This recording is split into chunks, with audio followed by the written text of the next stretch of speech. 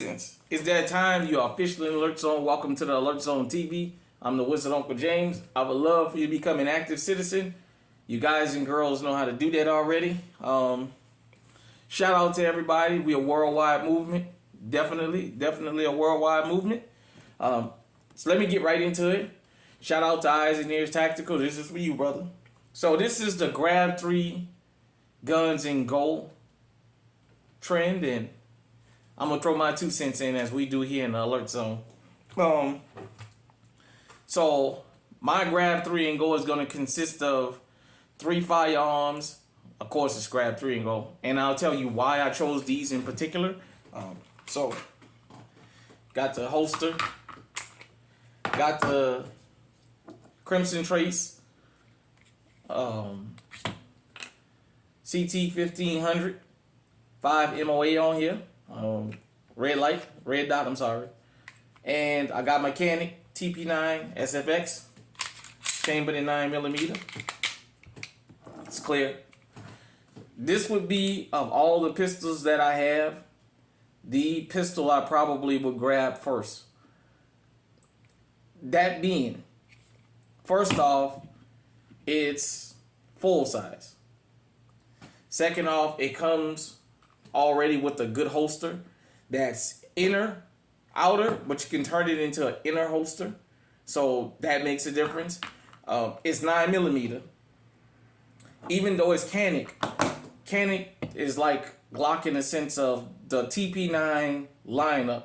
I can get anywhere and run into somebody that has a TP9 magazine and it'll fit this firearm.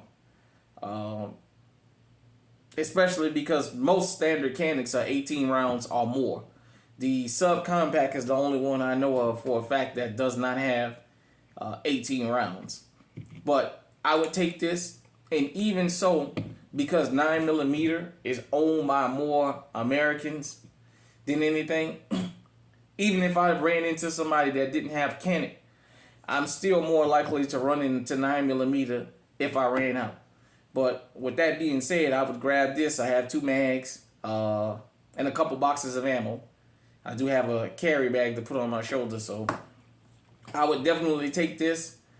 I do real good at the range with this firearm, and it does have a good distance on it. So that's why I would take this, the Canic SFX. I would take my EA Churchill, chambered in 12 gauge, with me. Of course, you guys know the number one reason you take a shotgun with you is close. Number one is very durable, so it'll take the weather. Number 2, close quarters. But number 3, because this one has the regular standard rifle barrel on it, I can run birdshot, buckshot, and slugs through here, which I have all of. So if I had to put it on somebody, I could. But also, if I had to go out in the woods, let's just say we had to evacuate the cities for whatever reason, bombing, fires, whatever, and you got to go into the woods, this would stop animals. Also, this would put food on the table, because this is how you will probably get food. So it serves a whole bunch of different purposes, having a shotgun. You just can't go wrong, especially because of the reliability, and you can take care of 3 things at once. You can shoot from a distance with a slug, you can shoot up close with the double aught, and then you have the birdshot that can put food on the table. So definitely I would take this with me. And the last firearm I would take with me is my AR-15, as American as apple pie, chambered in 223-556. This is an older model. I do have the Nikon scope on it. It's Bushmaster, so this thing runs brass and steel ammo with no problems. I know a lot of people have ARs that they say sometimes they have issues with the steel casing, but It's an older model. It's heavy. It's a steel frame. It's not the polymer, and it's my scope adjust. My stock adjust here. Just is as American as apple pie. But not only that, there's more of these amongst the American people than anything else, I believe. So definitely, I could switch mags if I had to or what have you. It's such a popular firearm. It has no recoil to it, and I would just take my AR-15 with me. That's just all it is to it. You guys know I have AK, have an AR, I have a 300 Blackout. This is the only AR I own.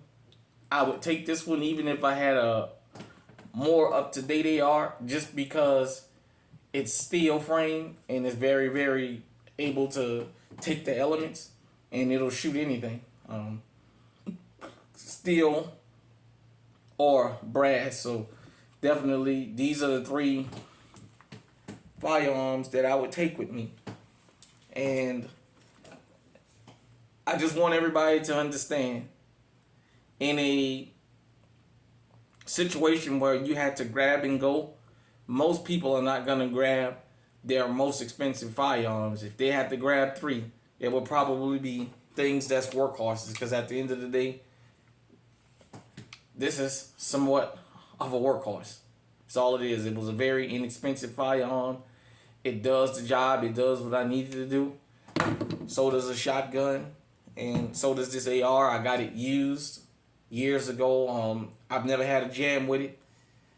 If you ever get the chance to get a hold of a steel frame Bushmaster, buy it. But this will be the 3 firearms that I would take. And besides being able to shoot the distance here, you can put hogs down or elk or wherever you live in the world or in this country that you have to put food down because you're out in the woods. For those of us who come from Hurricane Alley, you know what it's like sometimes to be stranded. You know what it's like sometimes to have something to defend yourself. So we always think about, in grab and go situations, encountering humans, but you also have to think of the wildlife. And when you get hungry, you're going to eat. So shout out to everybody. Hit me in the comment section. Let me know what you think. This will be my 3 firearms that I would grab. Like I said, my TP9 SFX, my EE Churchill with the stock on the back and the butt pad on there to take the recoil, and my Bushmaster AR-15. Till next time, stay safe, stay armed, stay on high alert.